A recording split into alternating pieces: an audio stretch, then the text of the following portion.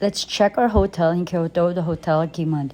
So this hotel is quite far from where the action is and a bit far from the city center and Kyoto station. But the good thing about it is it has a nearby subway station.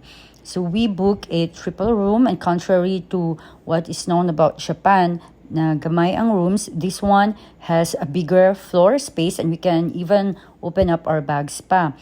Complete siya with toiletries, and of course, the most exciting part, ang ilang ultra-modern bathroom na may toilet seat na automatic mag-init every time ka maglingkod.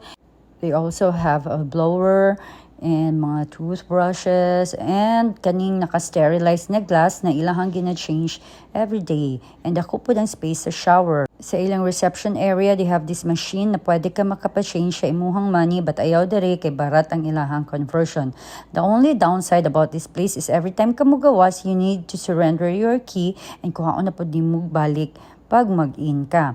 So, mo niya ang gawas niya, just a few steps away na anay 7-Eleven, and in this side na siya museum. So, very quiet and peaceful, diba?